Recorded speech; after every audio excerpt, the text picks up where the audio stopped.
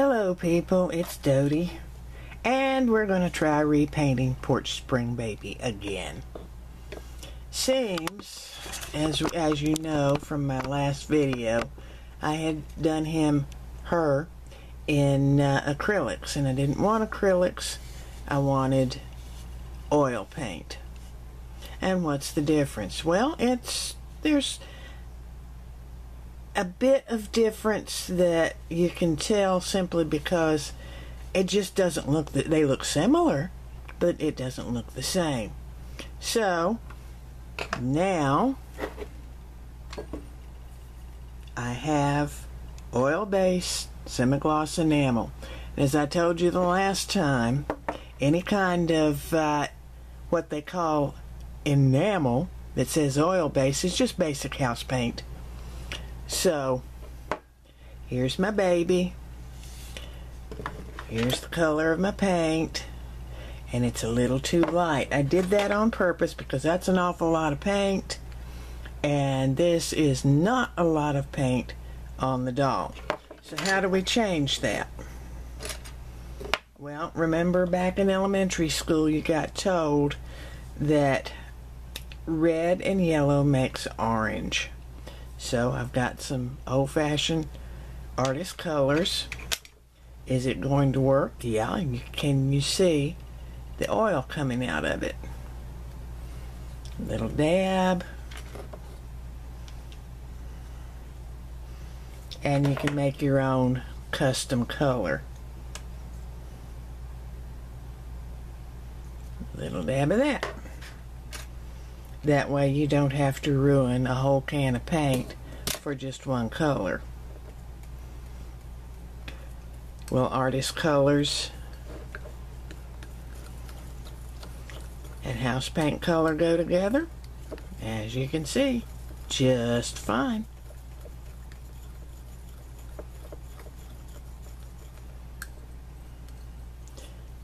The whole point to artist colors is that they are very concentrated, and you can see I got a very different color right off the bat than what I started with. Now you're going to have to mix and go back. Now what I'm using here is what they call an palette knife. They come in plastic, they come in metal. You can use an ordinary old paint stir. You can use a popsicle stick. Anything to get the color you want. And it's going to dry up a little lighter. So do I want him peachy? No. Not that light. So just a hair more.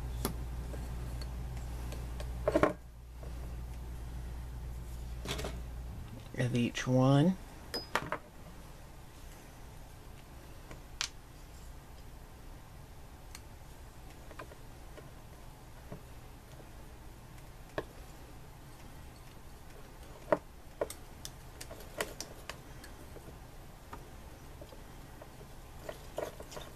And like everything else we do, you can do it yourself. You don't have to wait on the people at the paint store. And you can see it's thinner than the other.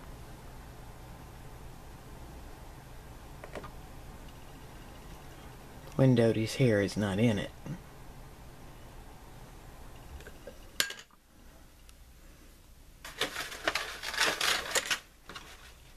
One of the disadvantages to having long hair. You get hair anyway. Well, it's about the right shade I like, but I want it a little darker, and at this point I'm going to add some brown. Now this is burnt umber. There's also a raw sienna, which is more of a yellowish tone. And I want just the barest little bit of that.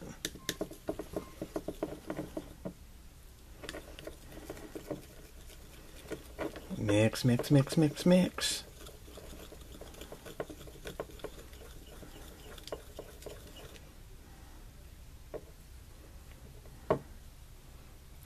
want a little bit more.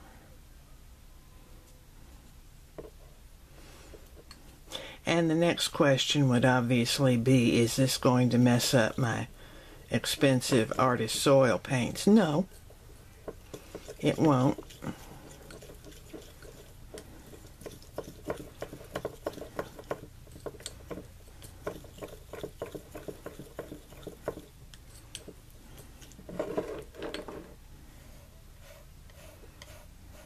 Now you thought I had forgotten about that spot. No, I didn't. Now that's a little bit light yet.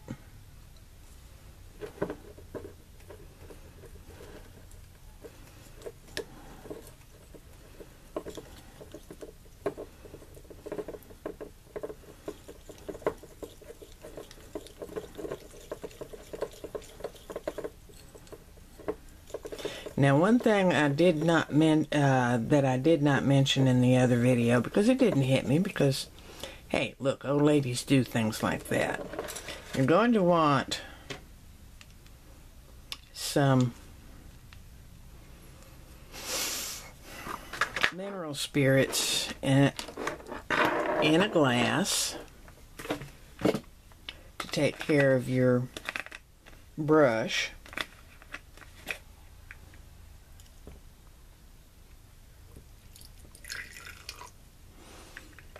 And clean up after. Mineral spirits is great. It really is. If you make an error, like I just did, throwing my paint around,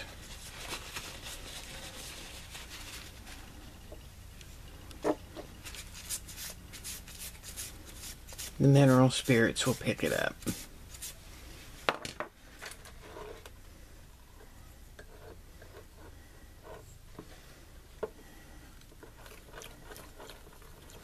So, I've got the color I like for this doll. And we're going to try it again, people. Just like we did with the last time. Very soft brush. This feels about like a makeup brush for those of you that are interested.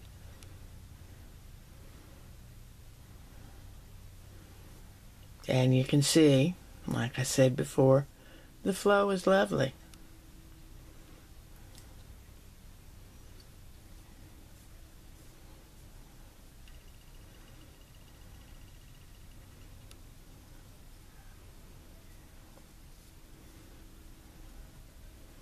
Quick, even coverage.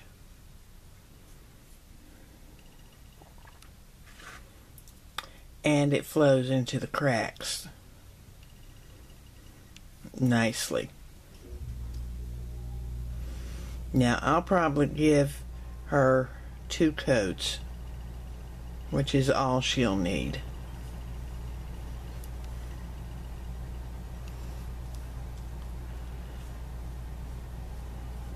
Now someone asked me why didn't I use a sponge like Tammy does. Well, one thing is I grew up using a brush. Sponges were for dishes, not for painting. But that was in the days of oil paint like this.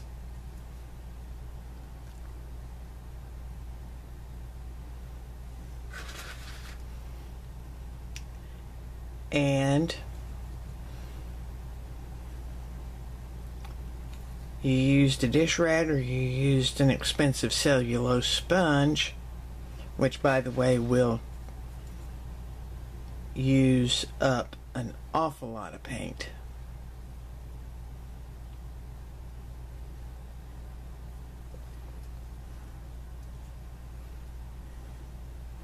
And for Maria, you may have caught a glimpse of where my gesso had cracked because I was using it too thickly and did not, right here, did not take the time to let it dry properly. That happens. By the way, ladies and gentlemen, use a well ventilated place. This stuff is like breathing gasoline, so do be careful. But that's one of the hazards of working with oil-based paint. Artists who use it know all the rules. But if you've never used oil-based paint before, and you can see it's already neatly done, the right color.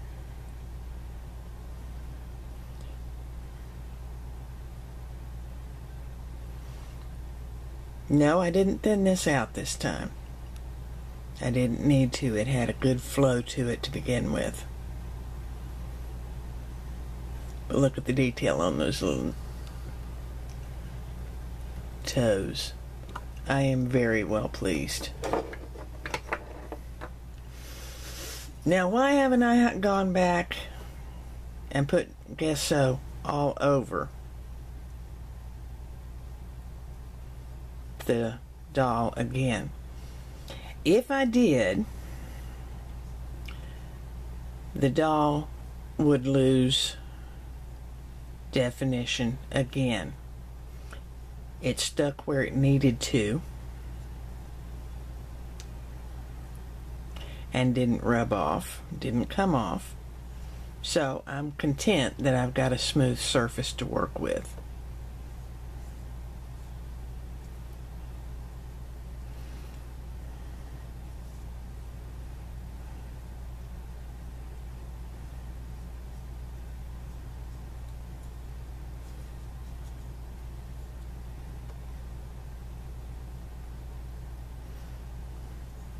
And believe it or not, you have to work fairly quickly with this too, because if you've ever had drying problems, you've probably tried to put oil base over plastic. Remember, you can always put plastic over oil, but you can't put oil over plastic. Just does not work.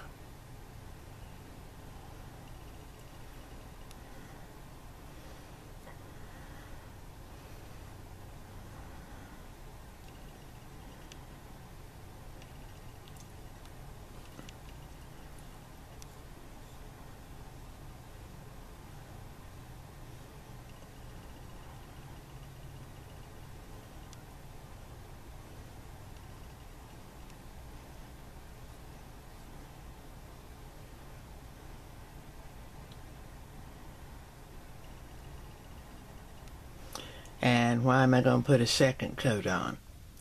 Because invariably, by the way, to get your little details, simply brush off the paint.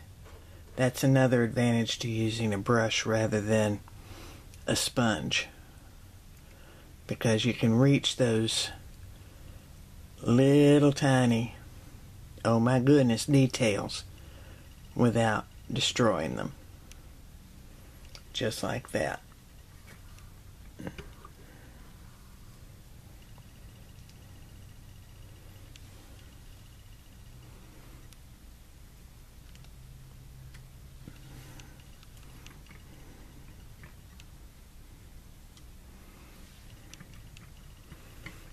What am I doing? Well, off camera here, I am hanging these to dry. And I had put them in the wrong order. So the little feet were touching. That's not a good thing to do.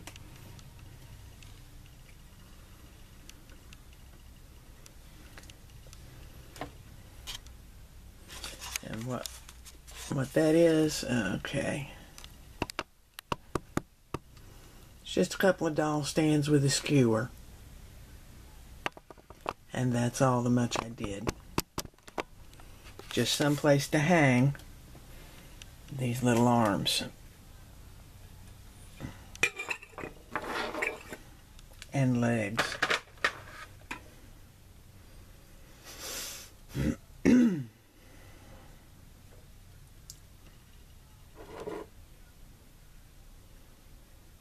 Doesn't take much.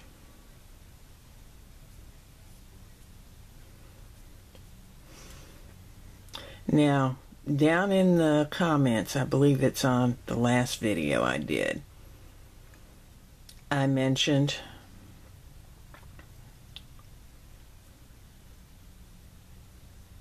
that yes, you can paint with a sponge. I don't, because I'm used to this.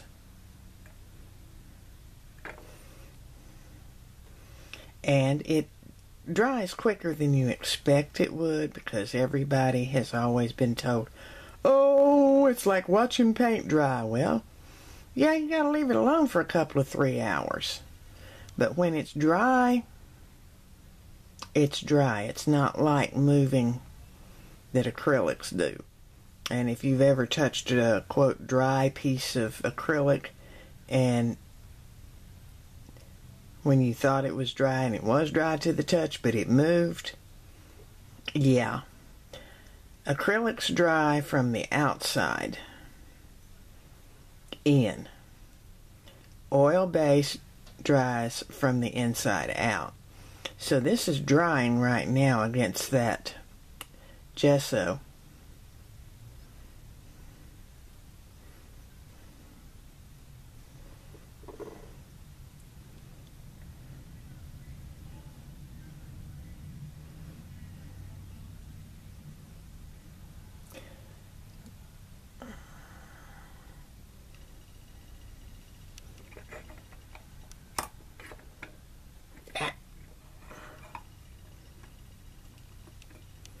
Well, fiddle-de-diddle.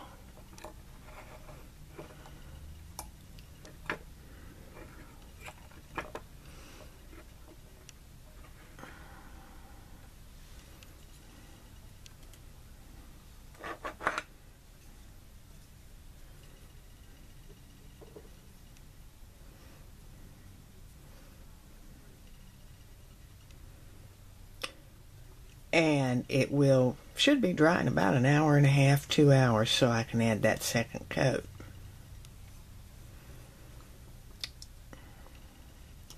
But you see how thinly that goes on, and you can keep it thin and keep those details. That's the one thing about using an airbrush to paint the body, is it will drip and it will collect in the very places you don't want it to collect, like the details of the fingers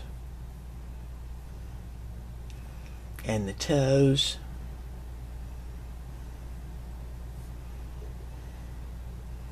and belly buttons and things like that. Now this is almost thin enough to spray paint with. Just a little bit thinner than that. But I didn't add any mineral spirits to this because it was already thin enough.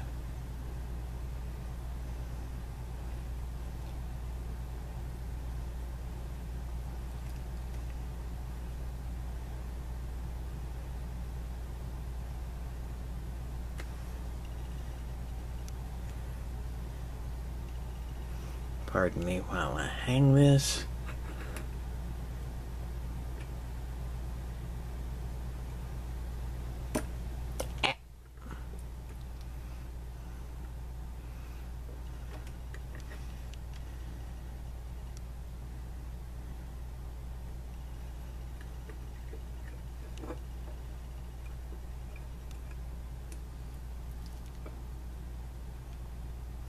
No, that's not going to work.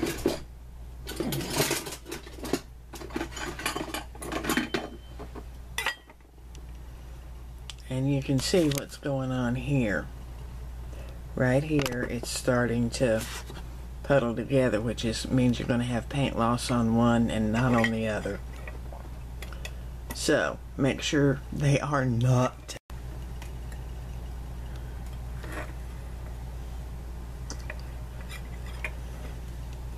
And that's what I was doing off camera with the legs, is finding a place to where they weren't going to touch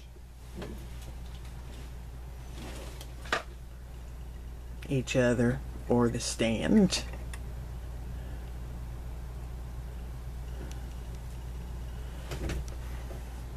Now if you've got a coat hanger, something like that, then you've got the optimal place to hang.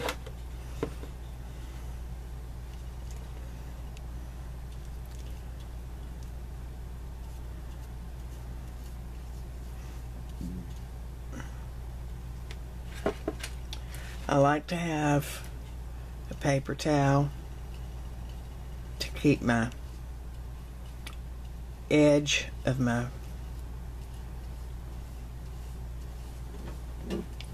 paintbrush clean and sharp. Sharp? Yeah. Look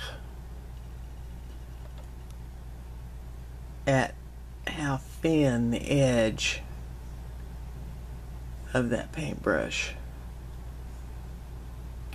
is. And this is while it's wet. It gets in the nooks and crannies real well.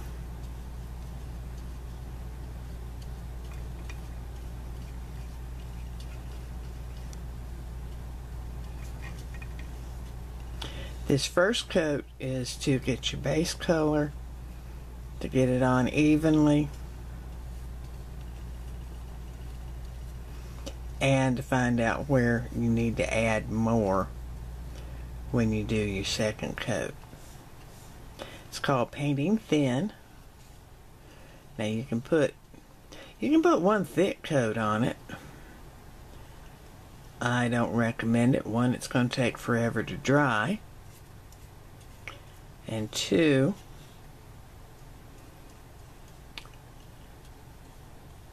you'll lose your detail again. And for doing composition, these had detail in them that factory painters didn't care. They had to do $30 an hour, so spray that sucker and let it go.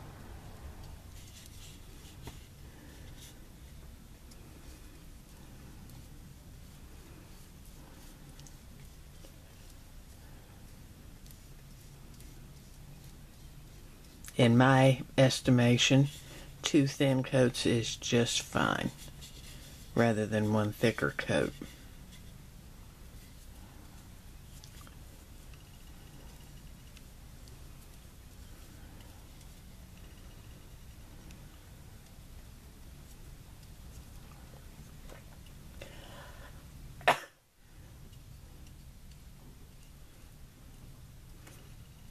Now, of course, if you're looking to hide mistakes, you can do it with paint. But I wouldn't suggest it. Go back and fix your mistake and then paint over it. You'll get a much happier result.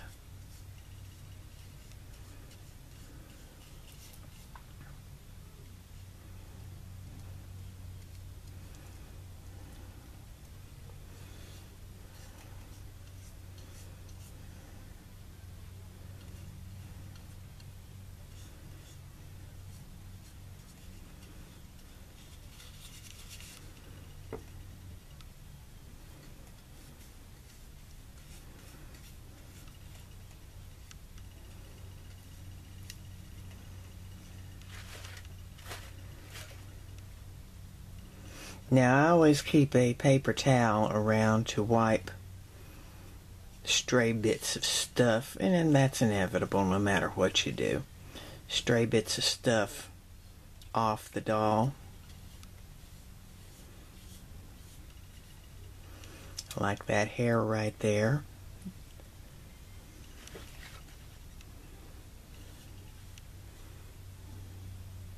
And you can see, oops, you can see the puddling that's starting to happen. You'll find that on bigger pieces.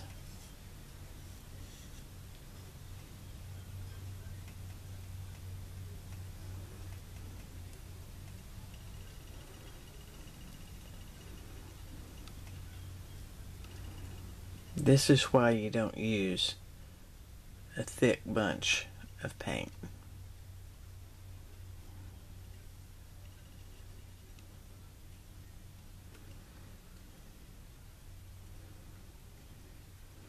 And never get in a hurry. Now, if this was acrylic, it would already be dried, the arms and the legs, and I could go on to a second coat. But it's going to take a minute or two, probably about 4 hours, 4 to 6 hours, which is fine for the first one. And I'll go over it for the second time, knock down any ridges that I happen to get, and you do get things like that.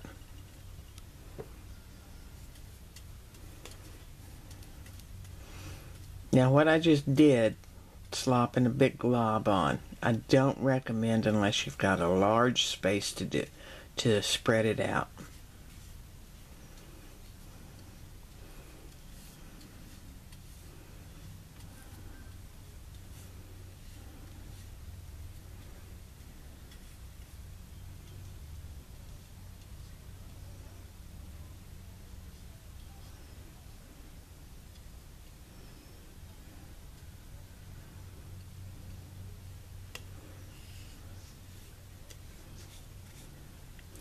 And we are about to the end of it.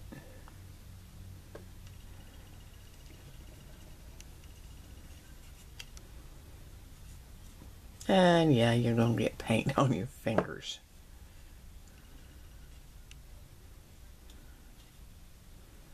But what else is new?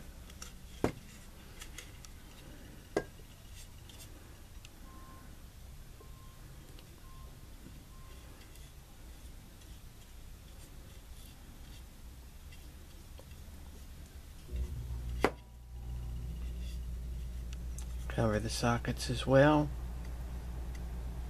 One last look.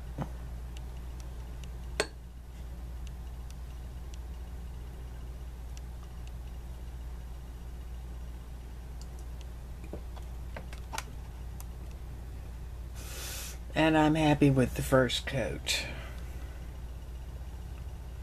Now, there it is.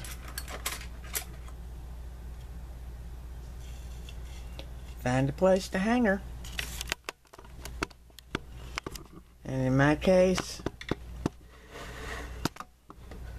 it's a coffee can. Any place that does not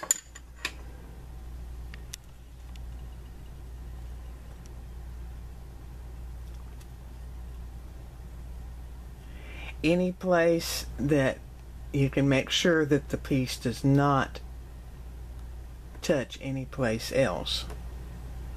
See, right here you've got some. This is the reason for the second coat. We'll talk about that tomorrow. Oops, sorry about that.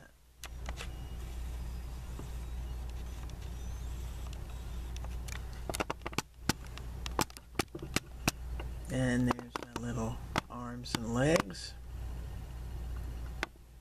And so now we wait for time to dry. That's all I got. Make sure that you do all the stuffs, and let me get the paint off this camera before it dries. See ya!